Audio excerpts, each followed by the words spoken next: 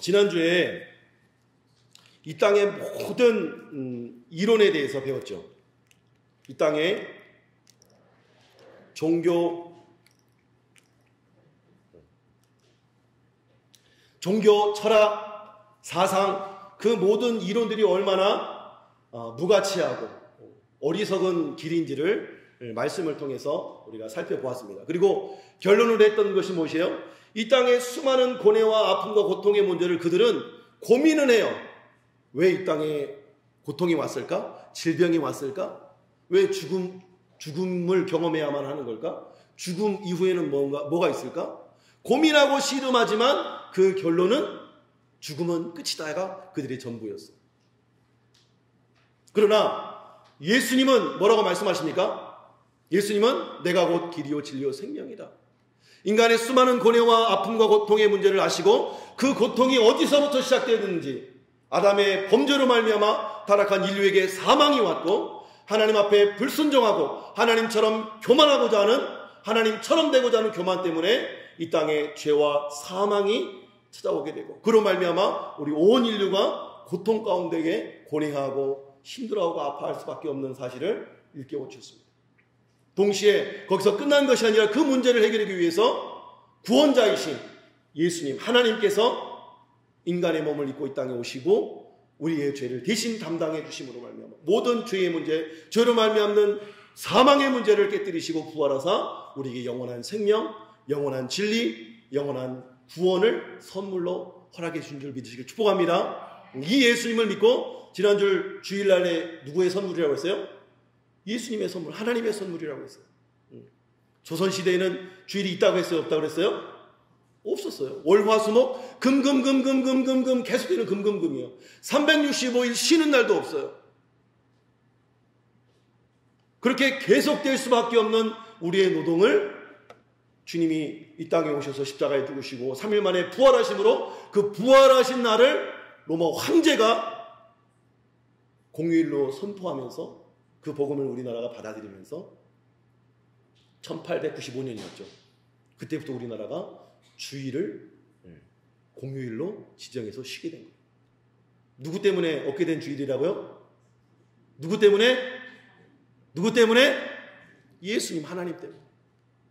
그러므로 그 하나님 때문에 허락된 이 52번의 예배가 주일 가운데에, 휴일 가운데에 우리는 누구를 위해서? 하나님을 위해서. 하나님을 예배한 날. 그래서 일요일이 아니라 우리 믿는 신앙인들은 주일이라고 하죠. 로드스데이, 주님의 날인 줄 믿습니다. 주일로부터 시작되는 일주일의 삶 또한 마찬가지, 순종이 제사보다 나은 것처럼 하나님의 말씀대로 살아내는 거룩한 삶이 바로 예배자의 삶인 줄 믿으시길 축복합니다. 그러므로 내게 주신 생명, 내게 주신 생명으로 살아내는 모든 날들이 하나님의 날인 거예요. 그렇지만 일주일에 한 번 하나님 앞에 나와 이 시간만큼은 내 일주일의 삶이 하나님의 것이었습니다라고 고백하여 드리는 예배가 바로 주일 예배라는 거예요.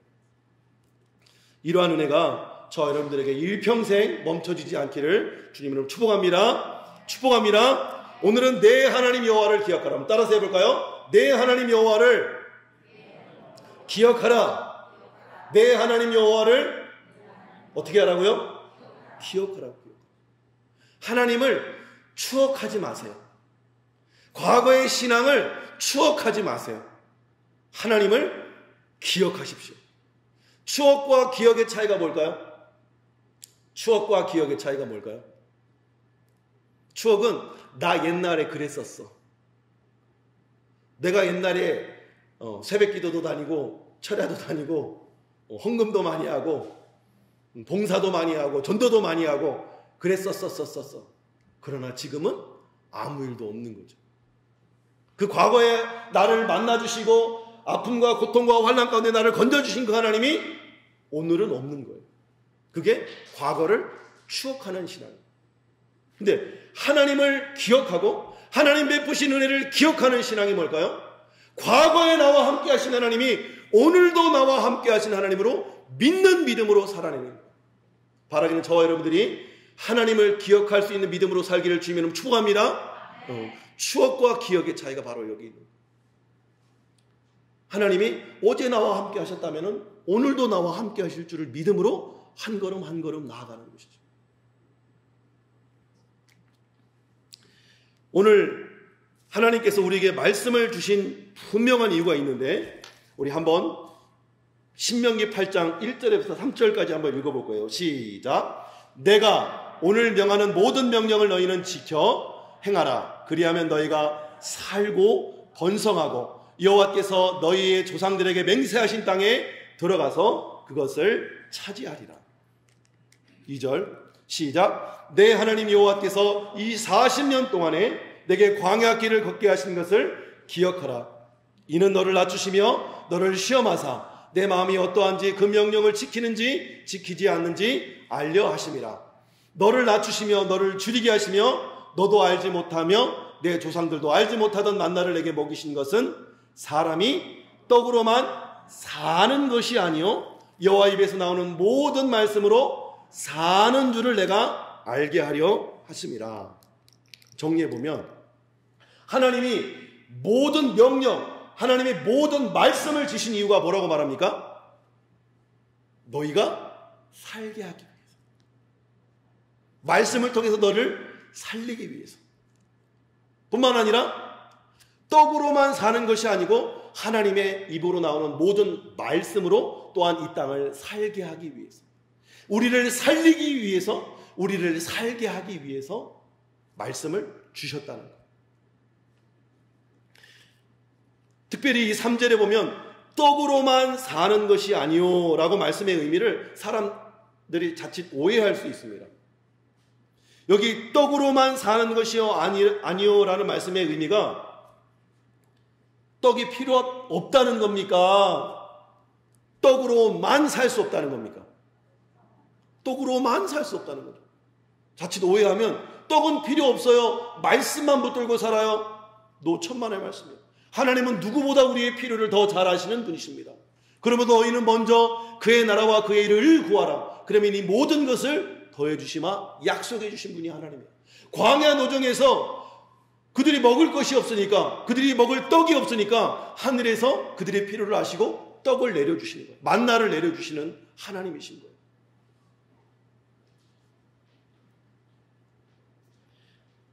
누구보다도 우리에게 떡이 필요하다는 사실을 잘 알고 있는 분이 하나님이십니다.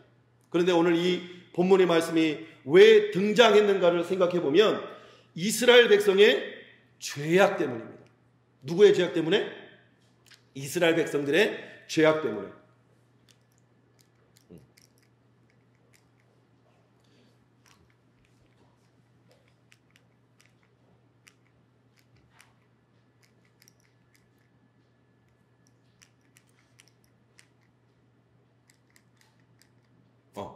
이스라엘의 죄악 때문에 이 본문이, 이 신명기가 주어집니다. 왜요? 열재앙을 통해서 400년 동안 애굽 땅 종되었던 이스라엘 백성들을 하나님이 열재앙을 통해서 구원해내시죠. 마지막 10번째 재앙, 장자의 죽음을 피하기 위해서 어린 양의 피로 좌우문설주와 임방에 바르고 무교병을 먹으면 죽음의 사자가 건너갈 것이다.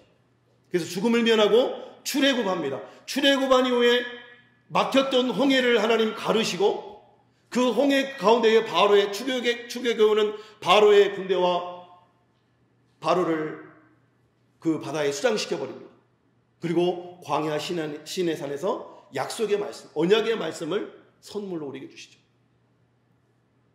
하나님의 구원을 경험한 이스라엘 백성들이 불과 얼마 되지 않아서 물 때문에 불평하고 먹을 것 때문에 불평하고 또 고기를 달라고 불평 원망하던 이스라엘 백성들은 어떻게 됩니까? 광야 40년 노정 동안 다 1세, 출애굽 1세들은 다 엎드려져 죽습니다. 그리고 오늘 이 신명기의 말씀이 주어지는 이 요단 동편에서 그 하나님이 약속하신 가나안 땅을 바라보면서 그 모압 평체, 요단 건너편, 가나안 땅 들어가기 건너편에서 모압 평지에서 모세가 유언처럼 출애굽 2세대들에게 신신당부하는 말씀이 바로 이 신명기의 말씀이에요. 너희들 부모 세대를 봤느냐? 광야에서 불평 원망하다가 다 쓰러져 죽는 것을 너희가 보지 않았느냐? 너희가 이렇게 되지 않으려면 하나님의 말씀을 들어라. 하나님의 말씀대로 순종해라. 그러면 살고 그렇지 않으면 죽는다. 그 말씀을 하는 거예요.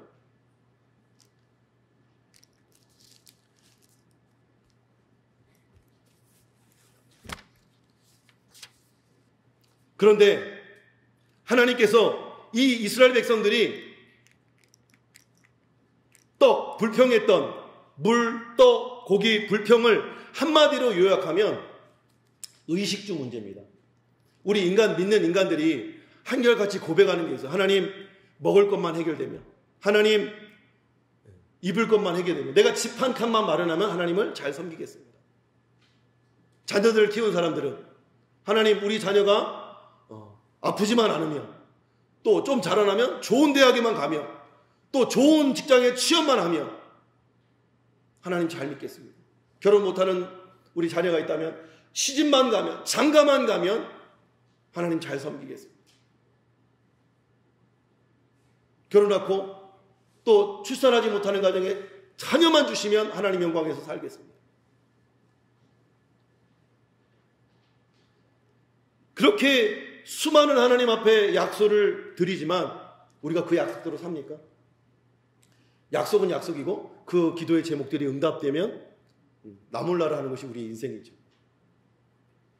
하나님께서 이스라엘 백성들에게 만나를 주시고 또 메추라기 때를 한 달 내내 입에 단내가 나도록 주신 이유가 무엇입니까? 백성들의 본심처럼 떡만 문제만 해결되면 하나님 잠 섬길게요. 예배로 빠지지 않을게요. 하나님의 것으로 구별해 드리고 감사와 선교와 구제 등 최고의 가치를 최고의 하나님께 드리며 섬기며 나누며 살게요. 이런 백성들의 마음을 알아서 너희들이 그런 마음이었구나. 백성들아 고맙다. 그러니 내가 의식주를 해결해 줄 테니 정말 약속대로 잘 섬겨야 한다. 그런 1차원적인 마음으로 하나님이 메추기와 떡을 허락하신 것이 아니라는 거예요. 하나님의 진짜 의도는 너희가 정말 의식주만 해결되면 나를 잘 섬길 수 있을 것 같니? 한번 내가 줘볼게. 그리고 떡과 고기와 물을 다 공급해 주십니다.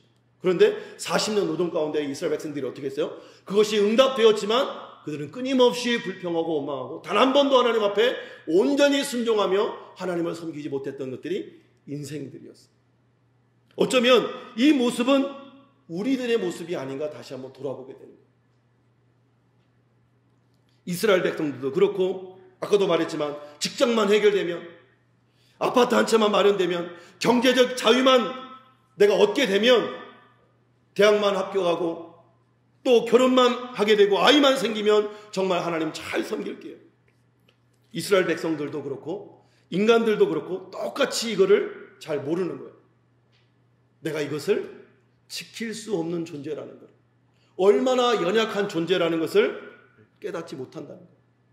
성경은 끊임없이 말합니다. 의인은 없나니 하나도 없으며 모든 사람이 죄를 범하였으며 하나님의 영광에 이르지 못하게 된 존재라는 사실을 끊임없이 우리에게 일깨워주는 거예요. 그래서 끊임없이 종교적인 율법과 행위들을 만들어내지만 그것들을 행함으로 의로운 존재가 되는 것처럼 교만하는 인간을 바라보게 되는 것이죠. 그래서 이 타락한 인간은 떡의 문제만 해결된다고 해서 하나님을 잘 섬길 수 있는 존재나 실력이 그런 영성이 있다는 것을 미처 몰랐던 거예요. 그런 영적인 능력이 없다는 것을 몰랐던 것이죠. 그래서 하나님은 이걸 다 아시지만 이거를 아시고 그들이 떡을 줘도 물을 줘도 고기를 줘도 불평 원망할 것을 아시지만 40년 동안 한결같은 은혜로 만나를 내려주셨습니다. 비같이. 그리고 그들 스스로가 실력이 없다는 것을 깨닫도록 하나님은 인도하십니다. 그래서 하나님이 말씀을 주시고 광야 노정을 허락하신 이유에 대해서 3절 말씀에 분명하게 말씀하고 있는 거예요. 우리 다시 한번 읽어볼까요? 시작. 너를 낮추시며 너를 줄이게 하시며 또 너도 알지 못하며 내 조상들도 알지 못하던 만나를 내게 먹이신 것은 사람이 떡으로만 사는 것이 아니요 여호와의 입에서 나오는 모든 말씀으로 사는 줄을 내가 알게 하려 하십니다. 사람이 떡만 있으면 됐다고 하는 이 착각을 버리고 오직 하나님의 입에서 나오는 말씀으로 사는 줄을 알게 하기 위함이라고 성경은 말씀하는 것입니다. 아까도 말했지만 이 말씀은 떡은 필요 없고 말씀만 붙들고 살아라, 그 말씀이 아니라는 거예요. 떡과 말씀을 이 적대적인 관계로 반대적인 개념으로 말씀하시는 것이 아니라 인간 내면의 우선순위에 떡만 있으면, 집안칸만 있으면, 대학만 있으면, 취업만 있으면 안 된다는 거예요. 그 다음에 신앙생활하고, 그 다음에 예배생활하고, 그 다음에 봉사와 선교와 구제도 한다? 아니라는 거예요. 생각해 보세요. 실제 우리의 삶을 돌아보면 우리 아이들이 정말 대학만 가서 하나님 잘 믿고 섬기게 되었습니까? 취업하고 나서 정말 하나님 앞에 헌신하는 아들들이 되었습니까? 아들, 딸들이 되었습니까? 아니죠. 뒤늦은 후회 가운데 있는 성도님들을 제가 얼마나 많이 만납니까? 어릴 때의 분명한 신앙으로 그들을 양육하지 못함을 후회하고,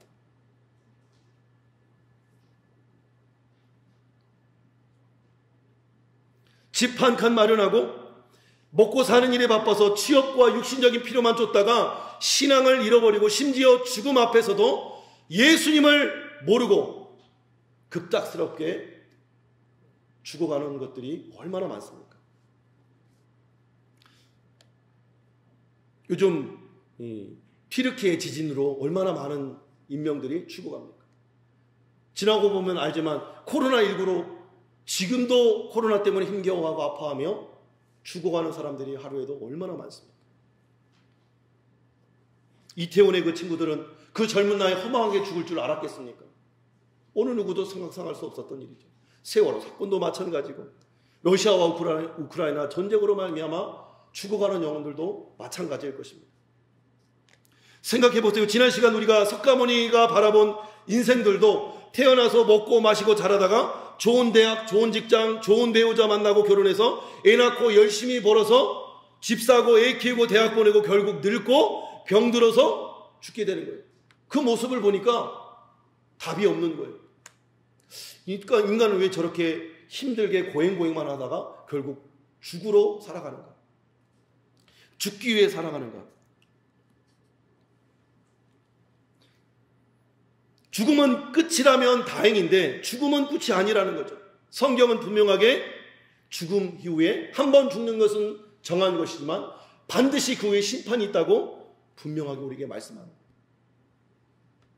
그래서 오늘 신명기의 말씀은 떡으로만 사는 것이 아니고 하나님의 입으로 나오는 모든 말씀으로 산다고 하는 이 말씀의 의미는 그 말씀으로 말미암아 영원한 삶, 그리고 천국과 지옥이 분명히 존재한다고 하는 그 말씀을 이 땅에서 분명히 인식하고 말씀대로 순종하는 삶을 살아야 되는 거예요. 말씀을 붙들고 일하는 것이고, 말씀을 붙들고 공부하는 것이고, 말씀을 붙들고 하나님 나라를 준비하는 삶을 이 땅에서부터 살아내야 된다는 거예요.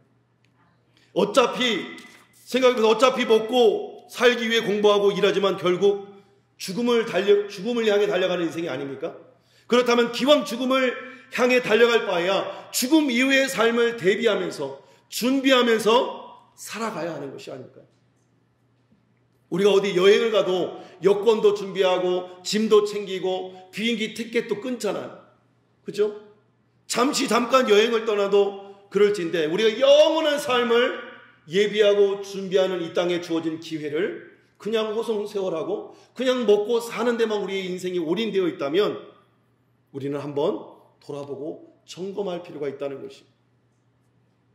감사하게도 하나님께서는 이 말씀을, 이 구약 성경 말씀을 통해서, 이 신구약 성경 말씀을 통해서 우리보다 앞선 믿음의 선조들이 그렇게 불순종하고 또 하나님의 징계를 받아 또 죽어가고, 그러나 하나님 다시 은혜를 입어서 다시 하나님의 은혜로 살아가는 그 역사들을 바라보게 하심으로 반면교사로 삼고 하나님의 말씀대로 살아낼 수 있도록 은혜를 주신 것이 하나님의 귀한 선물이라는 거예요. 그래서 이 말씀은 우리에게 주신 하나님의 선물인 줄 믿으시길 축복합니다. 이런 말씀을 붙잡고 살면서 먹기 위해 일하고, 또 이런 말씀을 붙잡고 공부도 하고 결혼도 하고 취업도 하고 집도 마련하라는 것이에요.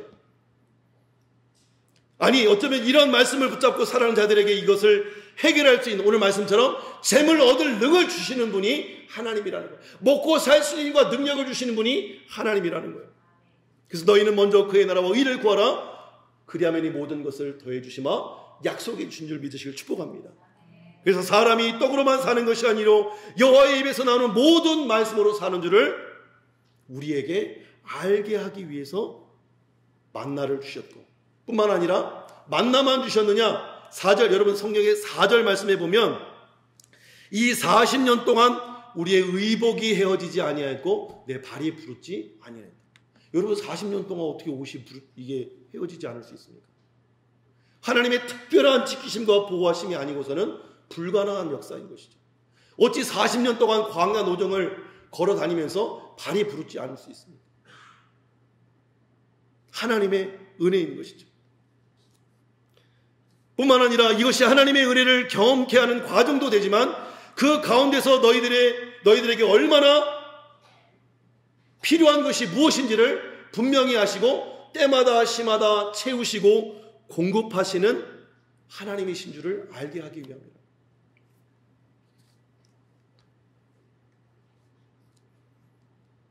구체적으로 하나님을 경험적으로 알 수 있도록 가르쳐 준다는 말씀입니다.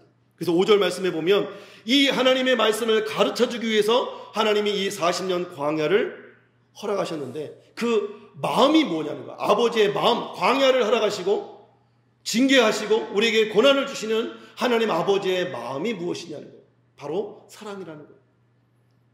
우리 5절도 한번 읽어볼까요? 시작. 너는 그 사람이 그 아들을 징계함 같이 내 하나님 여호와께서 너를 징계하시는 줄을 마음에 생각하고.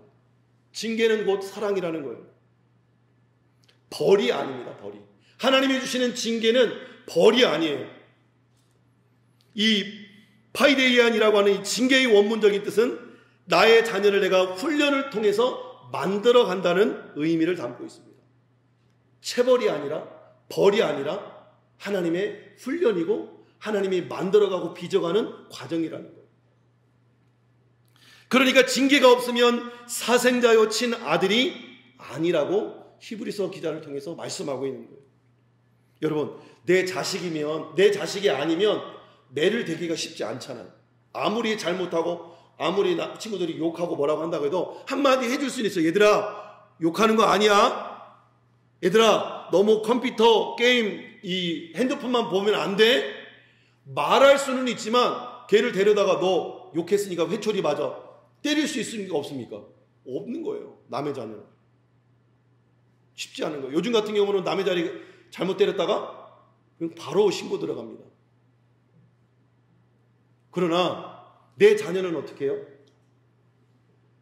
내 자녀가 정말 위험한 길, 잘못된 길, 죽음의 길을 갈 때는 매를 들어서라도 돌이키는 것이 진짜 부모의 사랑인 것이죠.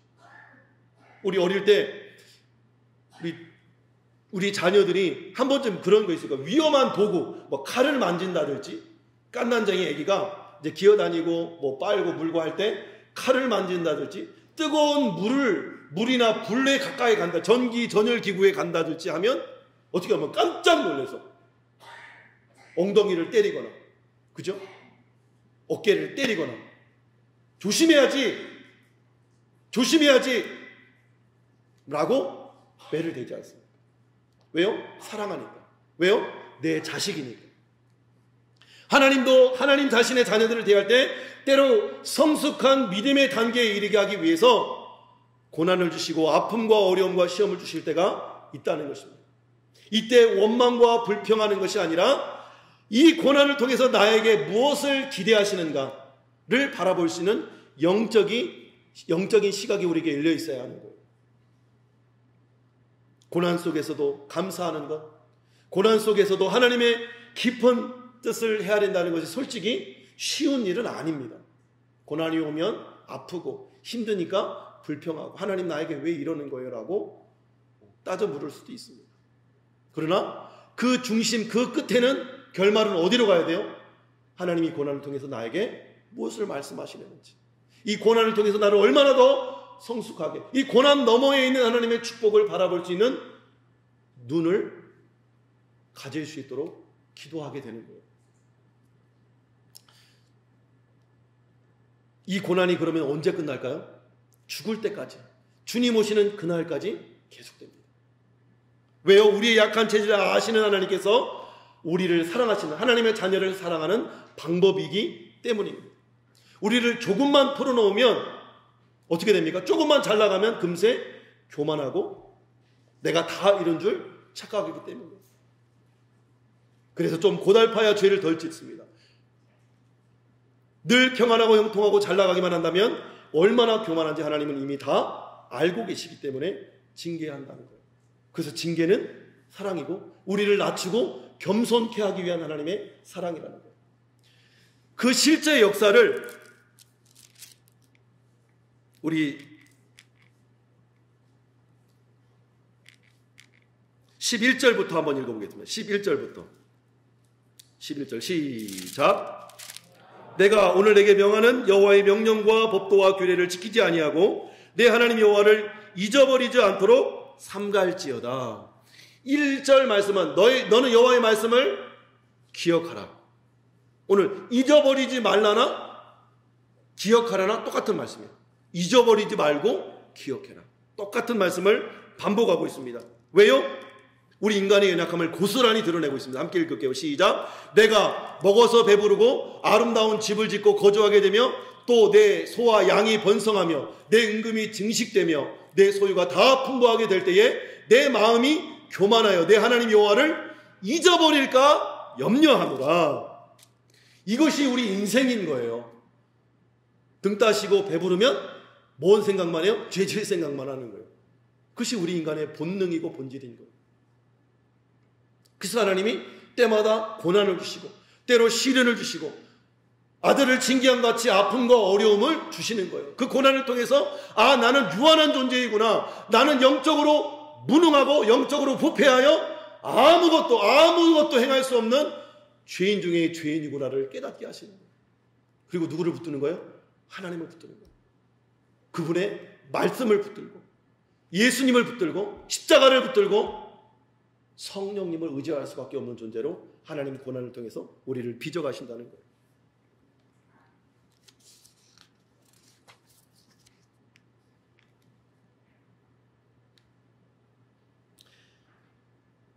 그 이후의 말씀도 한번 읽어보겠습니다. 14절 이후의 말씀 시작. 여호와는 너를 애굽 땅 종되었던 집에서 이끌어내시고 너를 인도하여 그 광대하고 위험한 광야 곧 불뱀과 전갈이 있고 물이 없는 간조한 땅을 지나게 하셨으며 또 너를 위하여 단단한 반석에서 물을 내셨으며 내 조상들도 알지 못하던 만나를 광야에서 내게 먹이셨나니 이는 다 너를 낮추시며 너를 시험하사 마침내 내게 복을 주려 하심이었느니라. 아멘. 이것이 하나님의 본심이라는 거예요. 우리에게 복을 주시고 하나님이 우리에게 은혜를 주시기 위함이 하나님의 본심이라고 우리에게 말씀하고 있는 거예요. 그래서 우리가 읽지는 않았지만 이 7절에서 10절 말씀에 보면 하나님께서 아름다운 땅에 이르게 하시나니 그곳은 골짜기든지 산지든지 시내와 분천과 샘이 흐르고 밀과 보리의 소산지요 포도와 무화과나무와 석류와 감람나무와 꿀의 소산지라. 내가 먹을 것에 모자람이 없고 내게 아무 부족함이 없는 땅이며 그 땅의 돌은 철이요 산에서는 동을 캘 것이라. 내가 먹어서 배부르고 내 하나님 여호와께서 옥토를 내게 주셨으므로 말미암아 그를 찬송하리라. 하나님이 에덴 동산과 같이 우리의 인생을 회복시켜 준다는 거예요. 언제요? 하나님의 말씀을 기억하고 하나님이 40년 동안 베푸신 은혜를 기억하고 그 말씀에 순종하며 살아가는 자에게 그 영혼을 살게 해주시고 이 땅에서 하나님의 말씀대로 살게 하도록 은혜를 베풀어 준다는 약속의 말씀인 거예요. 이때 우리가 해야 할 것이 바로 기억해야 하는 것이 무엇입니까? 추억이 아닙니다. 아까도 말했지만 나 때는 이랬다가 저랬다가 아니라 과거에 역사하신 하나님이 지금도 나와 함께 하시고 우리 가운데 역사하시는 하나님이심을 고백하는 믿음과 삶을 통해 신실한 하나님의 약속을 이루어 주신다고 우리에게 약속하고 있다는 거예요. 그런데 우리에게 복을 주면 우리는 어떻게 됩니까? 문제를 일으키죠. 우리의 마음이 점점 교만하게 됩니다. 우리 17절 한번 읽어볼까요? 17절 시작. 그러나 내가 마음에 이르기를 내 능력과 내 손의 힘으로 내가 이 재물을 얻었다 말할 것이다. 내가 좀 잘되고 번성하고 형통하게 되면 내 힘으로 했다는 거예요. 내 힘으로. 여러분 조금만 깊이 생각해 보면 우리에게 생명을 주신 분이 하나님이라는 것을 우리가 인식한다면, 그죠? 하나님이 주신 생명으로 일할 수 있다는 것, 또 일에서 벌어낸 모든 재물, 일에서 얻은 나의 직장, 대학, 집, 가정. 나는 태어날 때 알몸으로 태어났는데 지금 내가 입고 있는 옷으로부터 내가 먹고 사는 모든 것을 누가 선물해 주신 거예요? 하나님이 다 선물해 주신 거예요. 지나고 보면 걸음마다 자원마다 하나님의 은혜요, 하나님의 선물이고 하나님의 사랑이 있었음을 우리는 깨달아야 되는 것이죠. 그런데 인간은 잘되고 형통할 때 뭐라고 말합니까? 내 능력과 내 손의 힘으로 내가 이 재물을 얻었다 말할 것이라. 내 거라고, 내 힘, 내 능력이라고 아담처럼 하나님처럼 되고자 하는 교만에 빠지게 된다는 거예요. 이때 우리가 기억해야 할 것이 무엇입니까? 아닙니다. 이것을 주신 분이 하나님, 내 여호와 하나님을 기억하라는 것입니다. 오늘 본문의 핵심 말씀 한번 읽어보겠습니다. 시작. 내 하나님 여호와를 기억하라. 그가 내게 재물 얻을 능력을 주셨습니다.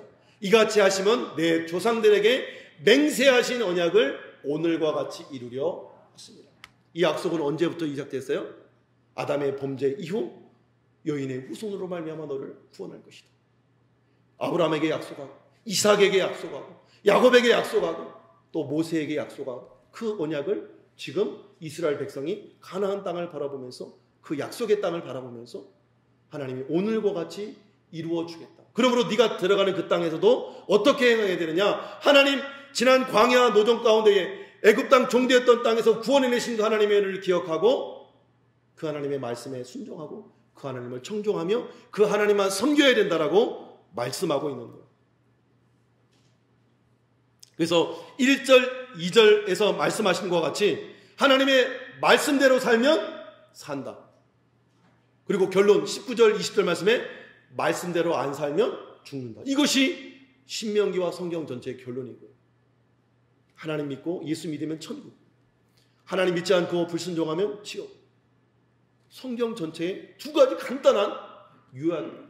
한번 19절, 20절 읽어볼까요? 시작. 내가 만일 내 하나님 여호와를 잊어버리고 다른 신들을 따라 그들을 섬기며 그들에게 절하면 내가 너에게 증거하노니 너희가 반드시 멸망할 것이라. 여호와께서 너희 앞에서 멸망시킨 민족들 같이 너희도 멸망하리니 이는 너희가 너희의 하나님 여호와의 소리를 청종하지 아니함이니라.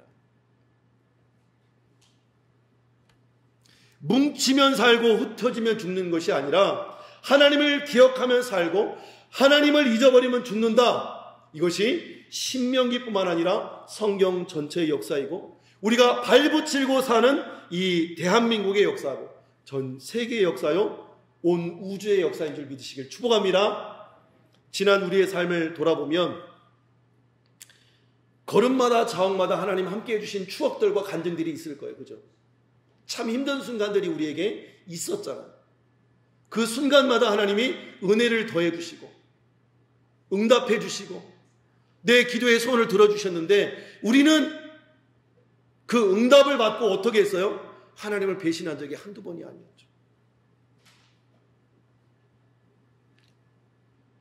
먹는 문제를 해결해 주시고 의복과 집의 문제를 해결해 주시고 건강의 문제를 해결해 주시고 또 사업의 문제를 해결해 주시고 학교와 진로의 문제를 해결해 주시고 자녀의 문제, 취업의 문제, 결혼의 문제 또 관계의 문제까지 하나님 다 해결해 주셨는데 무수한 고비고비마다 하나님의 은혜로 문제를 해결해 주시고 지금도 징계의 고통과 아픔을 경험하고 계시다면 그 고통 가운데 건지실 수 있는 분이 하나님이심을 여러분 믿으시길 축원합니다. 그 고난을 주신 분이 징계의 아버지 하나님, 사랑의 하나님 아버지인 줄 믿으시길 축원합니다. 때로 내 육체를 쳐서라도 영혼을 살리기 위한 하나님의 뜻이 계시다는 거예요. 제가 그 호주에 가서 1년 워킹 홀리데이를 하면서 1억의 꿈을 안고 1억을 벌어와서 한국에 서 사업을 하리라는 꿈을 가지고 가자마자 일이라는 일은 닥치는 대로 했어요. 이마트 청소, 새벽 청소, 콜스라는 마트의 새벽 청소부터, 또 낮에는 그 삼성 호주 지부에 있는데 거기서 리콜 제품들을 이렇게 수선해 가지고 다시 보내는, 송출하는 그런 일들도 하고, 또 시드니 한국교회를, 정금교회라고 이제 한인교회를 섬기면서 매일 예배하고, 그렇게 이제 또 짬짬이 이제 호주에 갔으니까 영어 공부도 해야 되잖아요. 영어 공부도 하고 열심히 살고, 이 돈이 안 되니까 이래가지고 내가 1억을 벌겠나 싶어가지고 욕심을 냈어요. 그래서 삼성이 일이 끝나자마자 홈 하우징 청소를 들어갔어요. 하루에 120불에서 130불, 하루 일당에 한 120불에서 130불 정도 줬어요. 새벽 청소는 계속하고. 그렇게 열심히 하는데 정부 주택 청소는 너무 더러운 거예요. 너무 더러운 거예요. 호주는 개를 키우잖아요. 청소하려고 하면 벼룩이 막 온몸으로 달라붙어요. 난 벼룩을 그때 처음 경험해봤어. 온몸으로 벼룩이 달라붙어서 막 깨무는 거예요. 그러면 그 천정부터 누런 천정부터 때를 벗기기 시작해서 온 벽을 다 청소하고, 바닥에 이제 다, 거기는 이런 우리처럼 마루로 안 돼 있고 카페트로 돼 있기 때문에 먼지도 엄청나게 많고 너무 더러운 거예요.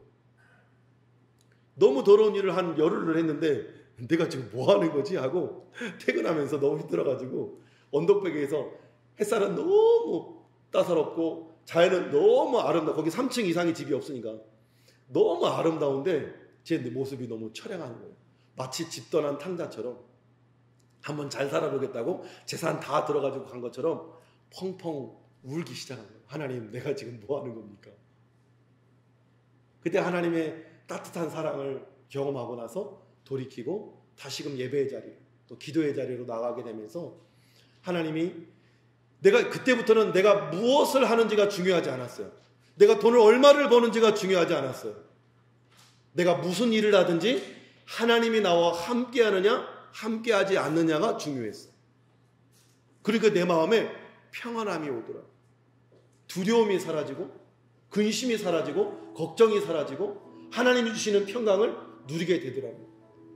여러분, 석가모니가 깨달은 것이, 이 땅은 수고와 슬픔과 고행과 고난뿐이야.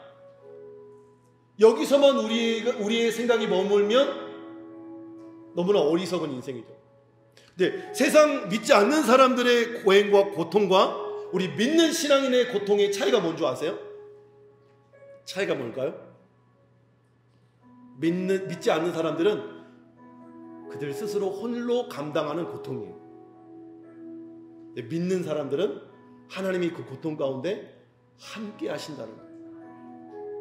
고통 가운데 여전히 나와 함께 하셔서 이 고통으로 하여금 하나님의 뜻, 하나님의 생각을 발견하게 하시고, 하나님의 사랑을 깨달아 알게 하시고, 하나님의 형상으로 우리를 빚어가신다는 거예요. 그리고 그러므로 너는 나를 기억해라. 어떠한 상황과 환경 가운데서라도 내가 생명이고 내가 길이고 내가 진리임을 깨닫고 내 말씀대로 순종하며 사는 것이 복이다. 그러면 너희가 영원히 살 것이고, 말씀대로 살아내는, 복되게 살아내는 삶을 살게 될 것이다. 이 땅에서만 복이 아니라 마침내 복이 되는 영원한 천국으로 들어가는 생명의 복이 됨을 우리에게 말씀해 주고 있는 것입니다. 바라기는 저와 여러분들이 지나갔던 과거에 함께 하셨던 그 하나님이 오늘 지금도 나와 함께 하신 하나님으로 기억되기를 주님으로 축원합니다. 과거를 추억하는 인생이 아니라 하나님 주신 은혜를 기억함으로 말미암아 오늘도 살아계셔서 역사하시는 그 하나님이 나와 함께 하시고, 믿음으로 이 고난을, 고통과 어려움을 이겨낼 수 있는 저 여러분 되기를 주님으로 축원합니다. 축원합니다.